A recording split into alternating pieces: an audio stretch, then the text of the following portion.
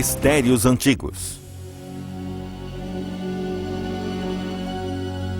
Há mais de 2000 anos, estas ruínas eram o mais importante centro de aprendizado no mundo.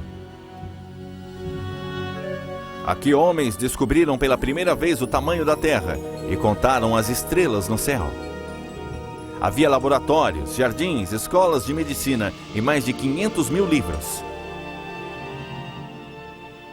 Esta antiga biblioteca no Antigo Egito educou algumas das mentes mais brilhantes de todos os tempos. Estas ruínas podem conter os segredos de séculos de conhecimento. As sementes de nossa cultura atual foram plantadas nestas velhas galerias em Alexandria. Talvez a coisa mais fantástica sobre ela é que existiu por mais de 6 séculos, e isto pode ser o que sobrou dela.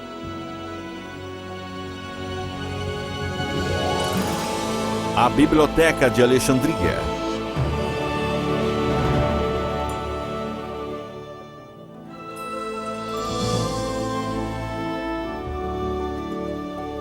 Origens do pensamento. A fundação da Biblioteca de Alexandria já foi chamada de início da história moderna. Mais do que uma biblioteca, foi o primeiro centro de pesquisa no mundo. Por séculos, Alexandria convidou pessoas importantes de todo o mundo para estudar dentro destas paredes. Os residentes poderiam viver, comer, aprender e trabalhar com os visitantes que traziam novos conhecimentos do mundo todo para cá. Aparentemente, tudo o que sobrou da legendária biblioteca é esta escavação chamada Serapeum. A segunda estrutura construída quando a original começou a superlotar de livros e pessoas. O Serapeum existe apenas para nos dar uma pequena amostra da grandiosidade de outrora. The amazing thing about the Library at Alexandria is that it was the most important place of learning in the ancient world. And we don't know where it was or where it is now. We don't know what it looked like. We don't know the details of what books did it have. We don't know everybody who was there. There's more that we don't know than we do know.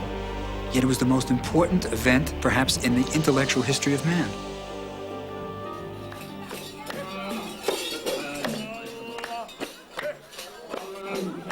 Mais de 3 milhões de pessoas vivem na atual Alexandria, em sua maioria seguidora do islamismo. As antigas ruas estão lotadas de lojas e prédios junto às antigas ruínas. 209 quilômetros a noroeste do Cairo, Alexandria é a segunda maior cidade do Egito e onde fica o maior porto.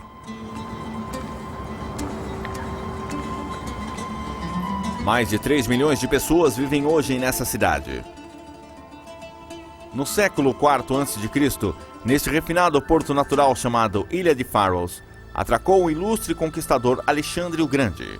Quando Alexandre fundou a cidade em 332 a.C., ele escolheu este lugar para sua fundação. O mar Mediterrâneo, a Ilha de Faros e a proximidade com o rio Nilo a tornaram uma excelente base naval. O porto natural permitia fácil acesso para todas as nações no crescente Mediterrâneo.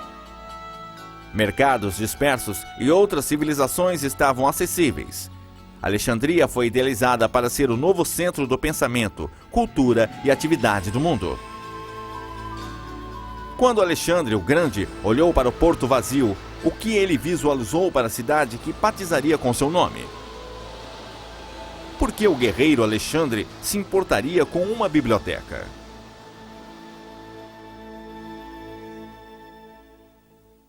Muito antes de Alexandre adentrar no Egito, os gregos já questionavam a existência humana.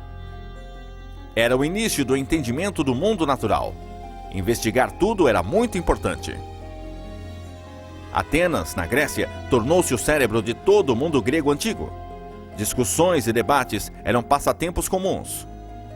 Discursos públicos produziam estudiosos públicos que se tornaram celebridades.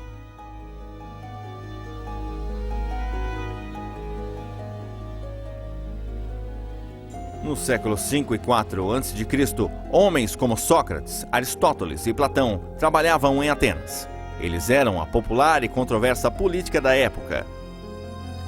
Seus ensinamentos pioneiros fundaram o pensamento moderno. Mas o que estes primeiros grandes pensadores têm em comum com um dos maiores generais, Alexandre o Grande?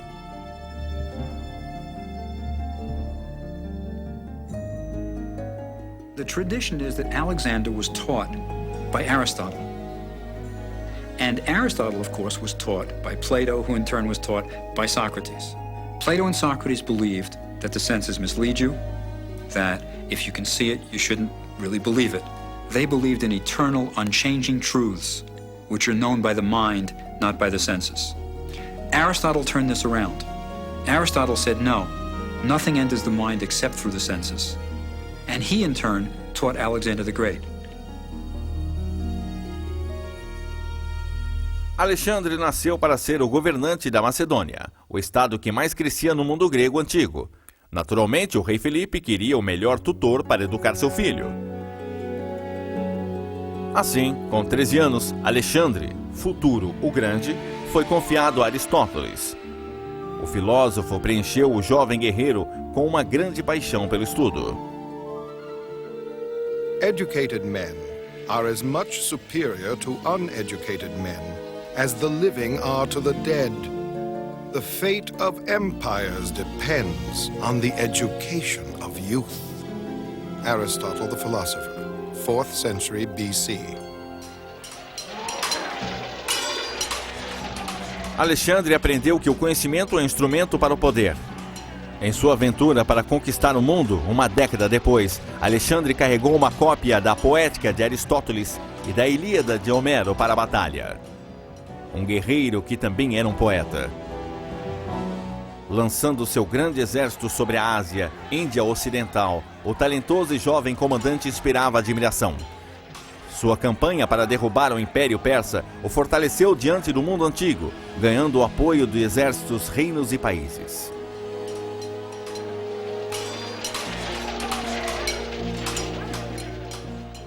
No outono de 332 a.C., começo de sua campanha, Alexandre entrou no Egito, que era uma província persa.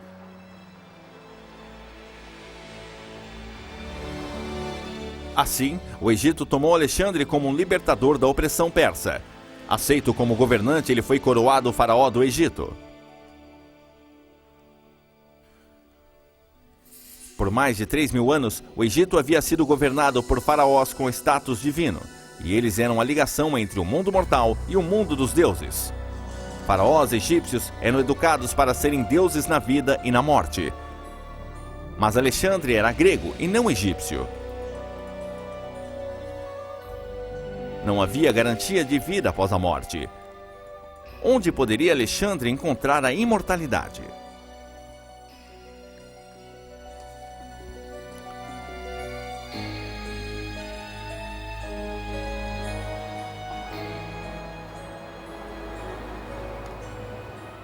No deserto do Saara, Alexandre viu escondido o oráculo da maior divindade, o grande deus egípcio Amon.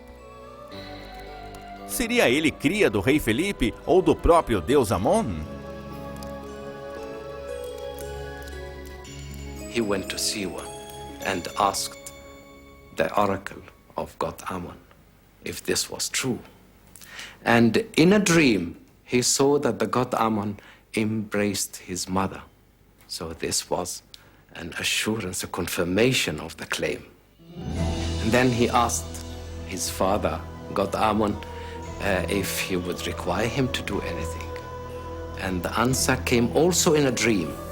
King, I am God Amon speaking to you.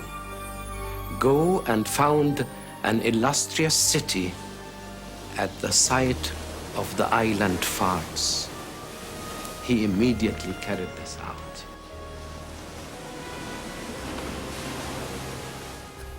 No sonho, o deus Amon abraçou a mãe de Alexandre, enquanto na realidade Alexandre abraçou o Egito e fundou Alexandria. Em 332 a.C., ele decretou que sua cidade seria a fonte mundial do conhecimento, polo cultural atrativo para o restante do mundo. No coração da cidade haveria um instituto de ensino no qual seus impérios seriam desenvolvidos. O lar da ciência e literatura. A biblioteca deveria ser um centro universal e estimulador da cultura. Arquitetos planejaram a nova cidade. Após 6 meses no Egito, Alexandre continuava com suas aventuras pelo mundo. Parecia assim que ele conseguiria dominar o mundo. Mas em 323 a.C., enfraquecido por ferimentos e febre, possivelmente envenenado, Alexandre o Grande morreu precocemente. O que aconteceria com sua querida cidade? Os novos conquistadores compartilhariam da sede de conhecimento de Alexandre? A biblioteca de Alexandria ainda não havia sido construída quando ele morreu. O mundo vislumbraria sua visão completada?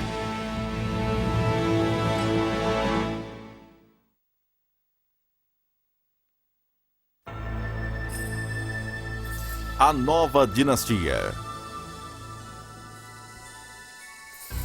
Com a fundação de Alexandria, um novo período de glória nasceu para a história grega. Era o nascimento de uma nova liderança, uma nova forma de pensar.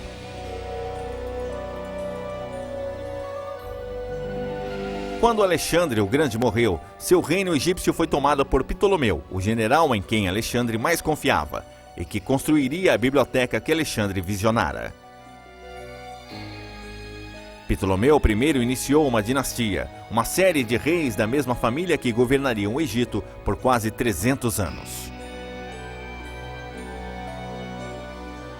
Ptolomeu I fez de Alexandria a capital do Egito, mas ainda assim a capital enfrentava desafios de invasores poderosos.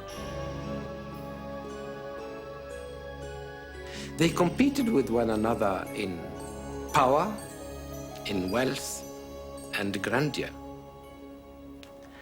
One field of competition was culture. And Ptolemy wanted his city not to be only a capital of a powerful country, but a center of enlightenment, of knowledge, and of learning. Os habitantes originais de Alexandria eram cidadãos egípcios comuns, a guarda macedônia, uma grande comunidade judaica e alguns imigrantes gregos. Graças a Ptolomeu, Alexandria imediatamente começou a atrair acadêmicos influentes do mundo grego. Ptolomeu I foi um homem com grande força de vontade e inteligência, que se cercou de pessoas importantes, seja na literatura, na filosofia ou na ciência.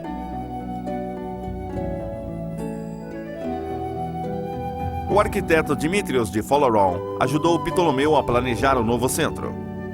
Tijolos, templos quebrados e esfinges em pedaços encontravam-se sobre a única parte inteira da instituição. Acredita-se que a biblioteca menor tenha sido construída longe da costa, do museu e da biblioteca. Onde estava localizada a estrutura principal? A biblioteca de Alexandria oferece agora mais perguntas do que respostas. One of the great mysteries of the Library of Alexandria is where was it? Nobody's sure where it was. We think it was by the water. And that's a good bet for where it is now, under the water. We also don't know what it looked like. There are no contemporary accounts that really give a description of what the library was like. So we really wonder, what did the thing look like? Did it have 2 stories? Did it have 3 stories? Was it dark? Was it well lit? There are a lot of things we don't know about the library. A biblioteca principal provavelmente foi construída perto do porto, na porção nobre do setor grego de Alexandria. Acredita-se que tenha sido próximo ao local chamado de Bruchon, ou museu. Era uma fundação real. Muitos estudiosos estavam na folha de pagamento do rei. Ptolomeu estava muito orgulhoso de sua biblioteca. There was a strong sense of obligation on the part of the Ptolemies to foster learning, which is quite remarkable in a way. It always is. When their real concerns were with power, security of the dynasty, and the problems of Egypt, which are immense. One of the things Ptolemy did was collect books, a very Greek thing to do. Collect as many books as possible. and he did it with a vengeance. Os visitantes chegavam com suas versões de textos antigos. Por vezes, asiáticos eram enviados para levar novos textos. Algumas vezes, manuscritos eram doados. Até a biblioteca de Aristóteles foi adicionada à de Alexandria. We are told also that there was a law that any traveler who set sail into the harbor of Alexandria was searched for books. Not for drugs, but for books. And if a book was found, it was taken to the library. If there was no copy of it, it was confiscated and the traveler was compensated. So they did wonderful things in order to acquire books. But the normal method of acquiring books was, of course, by purchasing them. And there were marts and markets for books. So, in this way, Alexandria acquired the largest collection of books ever existed in antiquity. Quantos pergaminhos teria a Biblioteca de Alexandria? A ideia de Ptolomeu era ter tudo o que já foi escrito no mundo grego e mais. A biblioteca secundária, Serapion, é conhecida por ter mais de 300 mil títulos. Mas com o passar dos tempos, essa coleção ficou maior. We don't know how many books there were. The best authority I know of says about 400, 500,000, which is an awfully big library by anybody's standards. But counting books is a very inexact science. Muitos manuscritos antigos não foram simplesmente guardados na Biblioteca de Alexandria, mas utilizados em pesquisas e como referência em trabalhos de estudiosos. Livros de valor incalculável foram copiados por escribas locais e trocados por outros com os comerciantes do mundo antigo. Alguns dos trabalhos mais importantes do mundo antigo teriam se perdido se não tivessem sido copiados em Alexandria. The main significance of the library and the museum at Alexandria is that it did what a great library does. It disseminates knowledge. When you go in and take a book out of the library, you're performing one of the great basic cultural functions, and the library is doing its job. Cada peça tinha de ser catalogada, talvez com referências cruzadas e guardada. Os bibliotecários deveriam ser capazes de recolocar as obras utilizadas e, ao mesmo tempo, reorganizá-las com a chegada de novos textos. Junto com os novos trabalhos vinham também novos visitantes. Estudiosos eram atraídos para Alexandria, fazendo com que a cidade aumentasse sua reputação para se tornar um centro de aprendizado e conhecimento. Herophilus estabeleceu um centro médico de estudos em Bruchiand. Antes, os médicos de Alexandria usavam corpos de animais para realizar seus estudos de anatomia. Muito antes de a anestesia ser utilizada, havia rumores de operações realizadas em seres vivos. Mas não há evidências que comprovam isso. Contudo, Herophilus foi o primeiro a praticar estudos médicos em corpos de humanos mortos.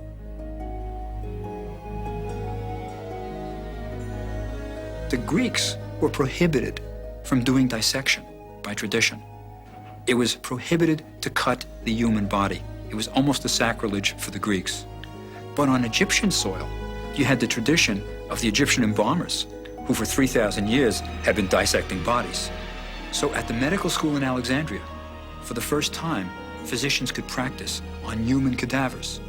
And in Greece, in Athens, for example, there were physicians who often said, I wish I had studied at Alexandria because they could do human dissection. So the library at Alexandria was, in a sense, more free than any other place, especially the medical school, and this was an important feature of it. Além de literatura e medicina, os alexandrinos também pesquisavam a matéria preferida de Ptolomeu, matemática. O fundador da geometria viveu em Alexandria. Euclides publicou um trabalho que substituiu todos os anteriores e fundou uma escola para esse estudo. The geometry you studied in grade school is, of course, from the Alexandria Library. Euclid, who codified the results of the basic theorems that others had made. And you will still see in an ordinary, everyday paperback introduction to geometry the name of one of the men who worked and studied at the library. Pouco se sabe sobre Euclides, mas há uma lenda que resiste. Quando Euclides mostrou seu novo trabalho a Ptolomeu, o rei perguntou se havia uma maneira mais fácil de se fazer geometria. Euclides respondeu que não havia meio mais fácil.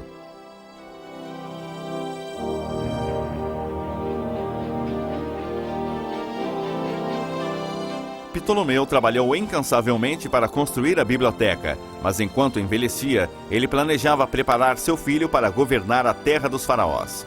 E quando Ptolomeu morreu em 283 a.C., Ptolomeu II tornou-se o imperador do Egito.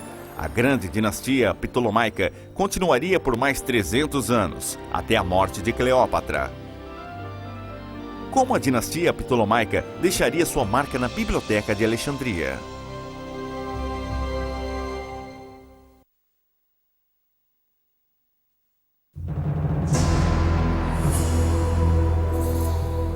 Mistérios antigos. O segundo Ptolomeu completou os desejos de seu pai e de Alexandre o Grande, e a Biblioteca de Alexandria floresceu no terceiro século a.C. Ptolomeu II governou com sua irmã, e durante seu reinado a Biblioteca e o Museu de Alexandria cresceram e prosperaram. Foi a Era de Ouro de Alexandria.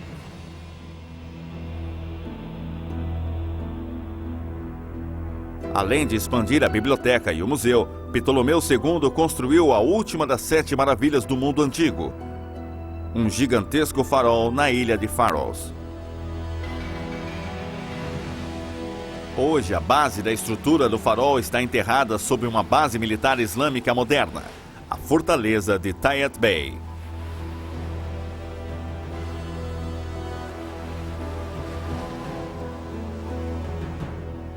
Na era ptolomaica, porém, os viajantes que passavam por Alexandria viram o primeiro farol arquitetonicamente projetado na história.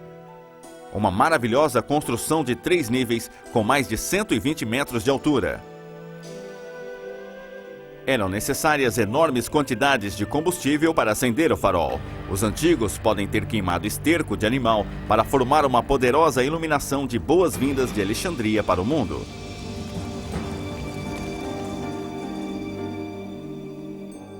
Navegadores guiados pelo farol eram atraídos para a biblioteca. Quais maravilhas encontraram nos muitos pergaminhos? The history of Egypt would be typical of the kind of thing that would be in the library. Histories and records and literature would be an example of the kind of records necessary for a scholar to do research with. The difficulty was, of course, that there were 2 languages involved, Egyptian and Greek. But the basic language of the libraries was almost completely Greek, for this was a Greek ruler, a Greek court, a Greek culture imposed on the incredibly old civilization of Egypt. A biblioteca guardava todo tipo de literatura. Todos os grandes filósofos deveriam estar representados, inclusive Diógenes. Ele foi inspirado por um camponês que vivia simploriamente. Quando jovem, Diógenes deixou de usar copos para beber com as mãos. Depois, libertou-se de todas as comodidades mundanas. Ele juntou um grupo de pensadores chamados de cínicos e documentou suas visões críticas sobre a sociedade grega. Diógenes acreditava que não se poderia confiar em nenhum homem.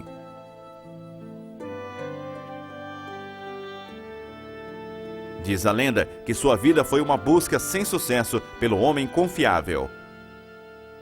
Ele procurava por toda parte, tentando provar sua tese cínica.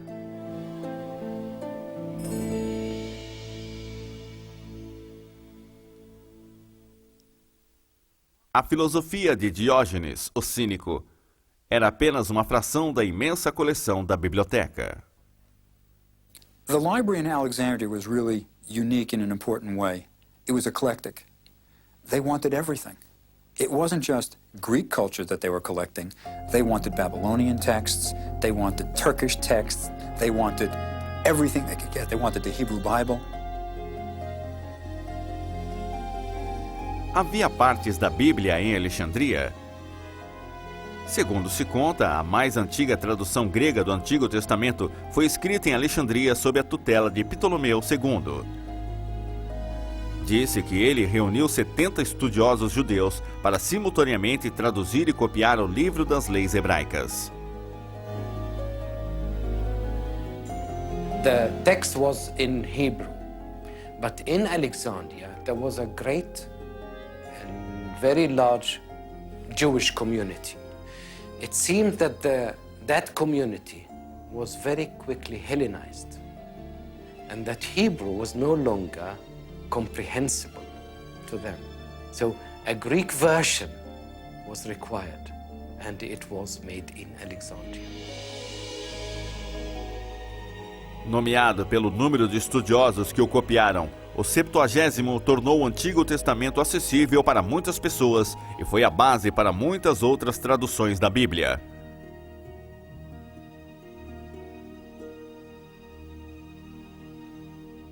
A Bíblia e muitos outros livros eram feitos em pergaminho de papiro naquela época. O papel tinha vindo do papiro egípcio, uma planta da qual os pergaminhos eram feitos.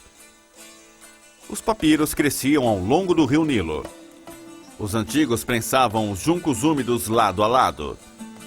Eles eram achatados e, quando secos, podiam ser utilizados com tinta e pena.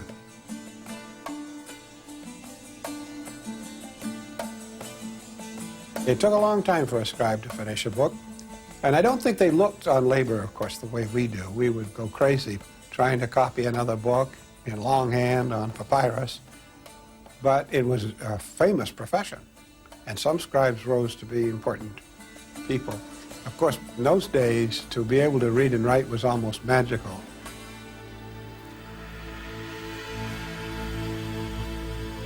Astrologia e astronomia eram ciências populares mesmo antes da Biblioteca de Alexandria. Muitos dos antigos acreditavam na influência dos astros na vida cotidiana. The belief was, of course, that as above, so below.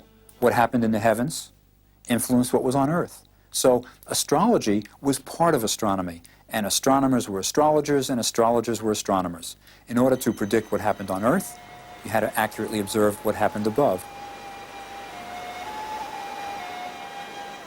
Em Alexandria, Aristarco foi o primeiro a perceber que a Terra girava em torno do Sol. 100 anos depois, foram demarcadas as primeiras 1000 estrelas e calculou-se a duração do ano solar com uma margem de erro de 7 minutos.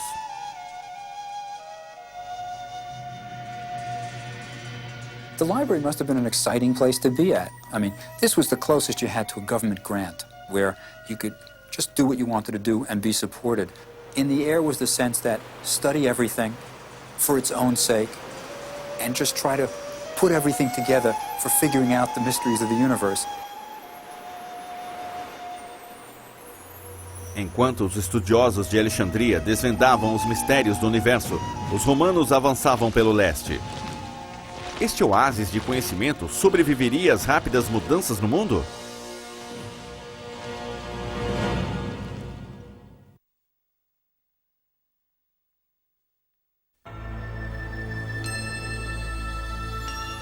O último faraó.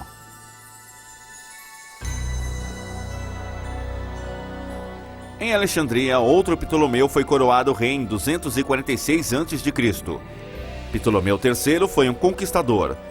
Viajou pelo mundo e retornou a Alexandria com incalculáveis tesouros roubados pelos persas 300 anos antes. Esse ato de restauração deu-lhe a alcunha de Ptolomeu III, o benfeitor.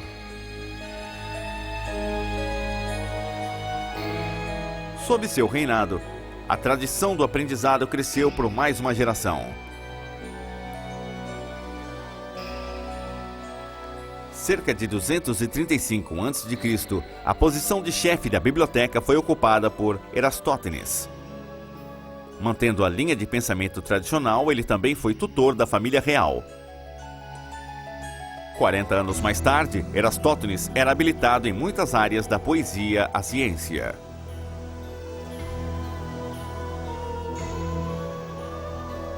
Eratosthenes is the first one to figure out the circumference of the Earth.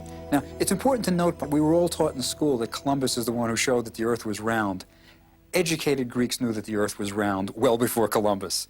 Even in one of Socrates' dialogues, he says, "When we describe the Earth, we know that it's a sphere suspended in the heavens." So it was known that the Earth was round.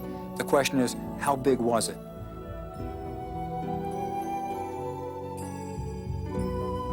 Observando as projeções das sombras em Alexandria e no sul do Egito ao meio-dia do mesmo dia e calculando seu tamanho e sua relação com as distâncias entre as duas cidades, Erastótenes foi capaz de descobrir a circunferência da Terra. Ele disse que a Terra tinha aproximadamente 39.670 quilômetros, errando por pouco mais de 400 quilômetros.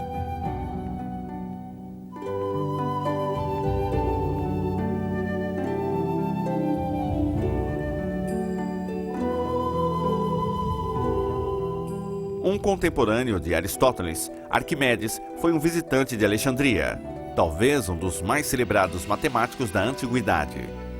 Arquimedes estudava pesos e medidas, o que hoje chamamos de física. Sua tese principal foi sobre um sistema de bombeamento de água que até hoje é referência. Descobrindo essa chave para a ciência moderna, Arquimedes é lembrado por sua comemoração, Eureka, que significa descobrir.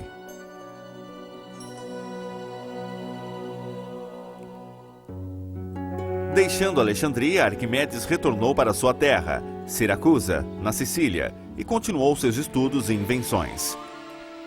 Quando Siracusa foi conquistada em 212 a.C., Arquimedes foi morto por soldados romanos.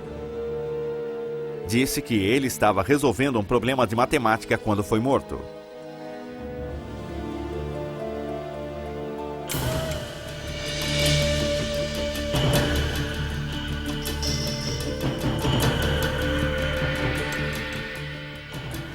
A biblioteca de Alexandria estava florescendo.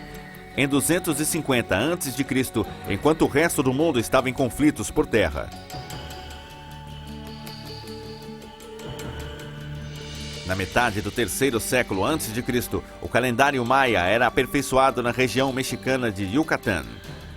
Enquanto em Roma, o público presenciava a primeira competição de gladiadores. Em Rhodes, outra maravilha do mundo antigo foi construída. Uma estátua de 30 metros chamada Colosso.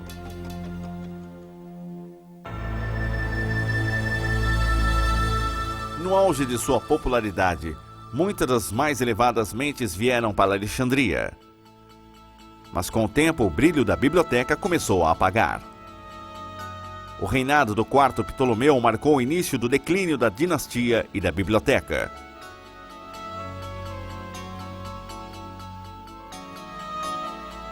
Outros centros mundiais de conhecimento começavam a emergir. Próximo ao mar Egeu, outra biblioteca começava a competir com Alexandria em esplendor e cultura.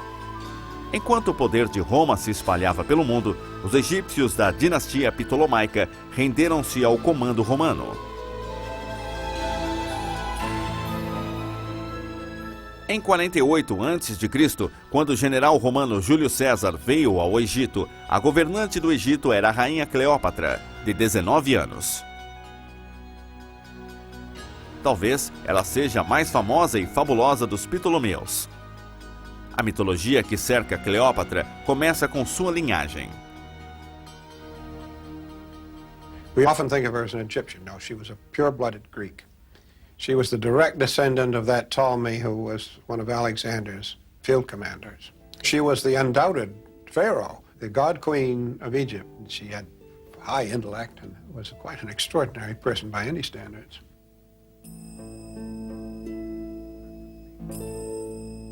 Cleópatra enfrentou Júlio César sem medo, embora ele tenha vindo para invadir o Egito. Assim, a rainha Cleópatra tentou conquistar o coração de César. Quando se encontraram pela primeira vez, acredita-se que ela apareceu nua em sua frente e desarmou o conquistador romano com seu charme e sua lábia. Mas além de sua natureza sedutora, Cleópatra possuía admirável habilidade militar e aguçada inteligência. The important thing is that Cleopatra was really an intellectual. Of all the Ptolemies, Cleopatra was the only one who could speak Egyptian. It was known that she could greet the people who came to her court in their own languages, and probably when Caesar came and when Antony came, she could talk to them in Latin. So Cleopatra would have had an active interest in the library, almost certainly, as an intellectual. There are even traditions that Cleopatra wrote works which might have been in the library. Durante o reinado de Cleópatra, podemos conseguir as primeiras pistas para o início da destruição da Biblioteca de Alexandria. Quando Cleópatra lutou pelo poder do Egito contra seu irmão, César estava a seu lado e se viu envolto em uma guerra civil em Alexandria. A marinha de César não era páreo para a de Alexandria, e logo ele se viu encurralado no porto.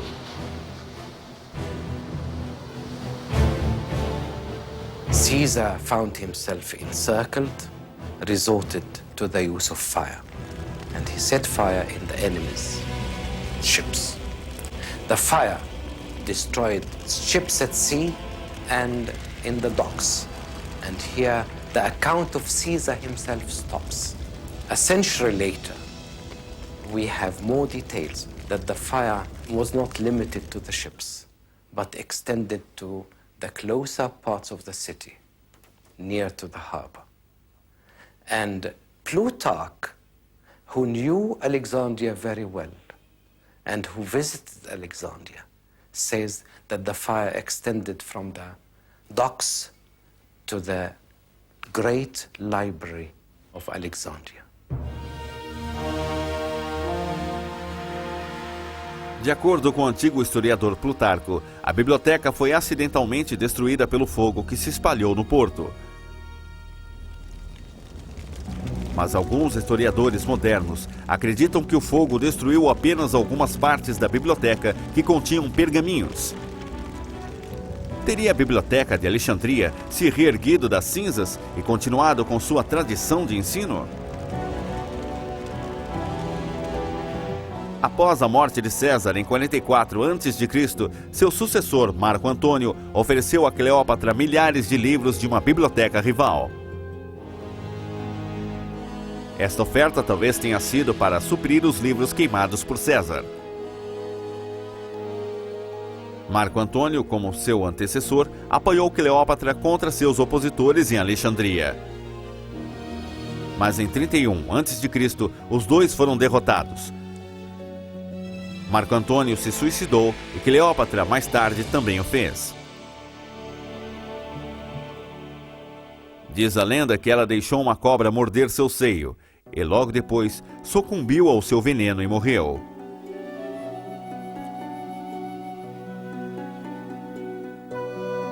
O mais provável é que ela tenha bebido veneno e por isso morrido. Não importa a causa. Com a morte de Cleópatra, encerrou-se a dinastia dos Ptolomeus, fundadora da Biblioteca de Alexandria em 30 a.C.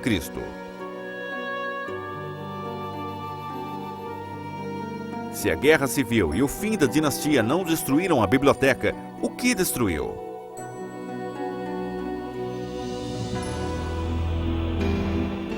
Com o fim da dinastia ptolomaica em 30 a.C., Alexandria tornou-se capital de uma província romana fundada pelo sobrinho neto de Júlio César, Augusto César, primeiro imperador romano.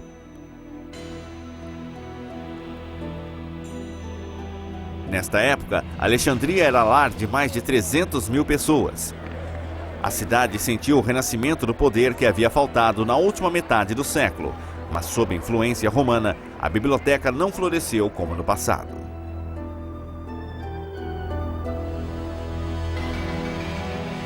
The Romans had a different concept of learning than the Greeks. They weren't into it for its own intellectual enterprise, for the sensuousness of just pure learning, of pure reason. So the Romans, when they come in, they love the trappings, they like being mummified, they love the idea of immortality, but supporting the library is another thing.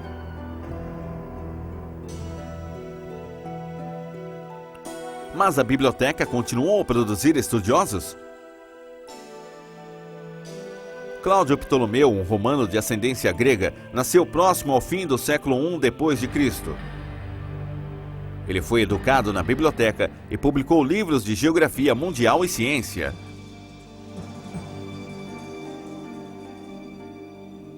Usando os estudos de Hiparco, Cláudio escreveu livros de astronomia e astrologia. Ele promoveu a ideia de que a Terra era o centro do sistema solar, que ficou conhecido como Sistema Ptolomaico de Astronomia e foi utilizado até o século XVI. I know that I am mortal and ephemeral, but when I scan the circling spirals of the stars, no longer do I touch Earth with my feet, but sit with Zeus himself and take my fill of the ambrosial food of the gods. Claudius Ptolemy.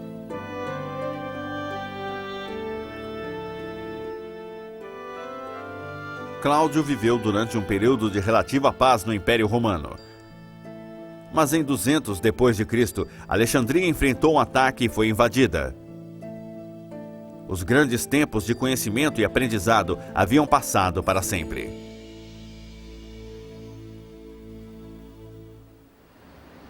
A história do que causou a destruição total da biblioteca pode ter se perdido no tempo. Descrições de fontes diferentes não coincidem entre si e com historiadores modernos.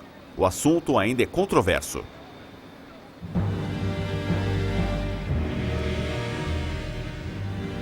No ano 400 da era cristã, o paganismo se tornara ilegal e o cristianismo se tornara a religião oficial do Império Romano. O imperador Teodósio mandou destruir qualquer monumento ou templo que não reverenciasse o cristianismo. Estudiosos pagãos foram mortos nas ruas. Durante um tempo de constante confrontação étnica, a biblioteca poderia ter sido destruída por cristãos.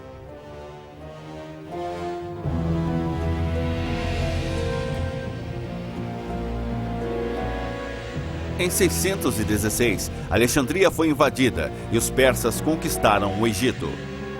No mesmo século, conquistadores árabes chegaram à terra dos faraós. Foi aí que a biblioteca foi finalmente destruída?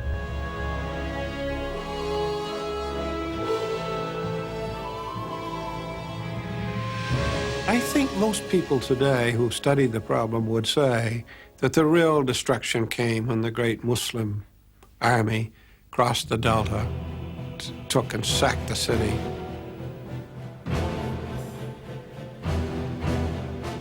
Alexandria foi rendida pelos árabes, que decretaram que se houvesse qualquer livro na biblioteca que contradissesse a fé islâmica, ele seria destruído. E se eles apoiassem a fé, eram desnecessários e seriam destruídos.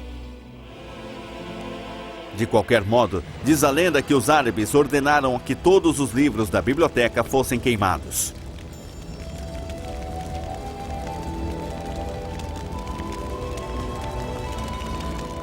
Todas as histórias sobre o declínio e a destruição de Alexandria podem ser reunidas e serem verdadeiras. Talvez a grande instituição tenha caído aos poucos. César ateando fogo, falta de verbas, Revolução Cristã, invasão islâmica e, finalmente, o clima da cidade portuária, contribuindo para a perda da maior coleção de livros e pergaminhos da antiguidade.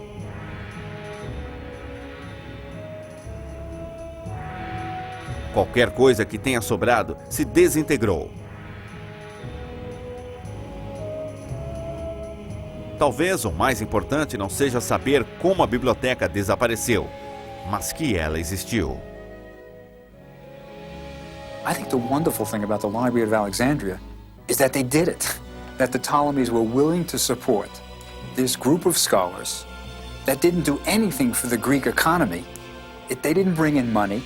They didn't make any contribution to the Ptolemies' lifestyle, but they still supported it. It was a sense of learning for its own sake, and that's wonderful.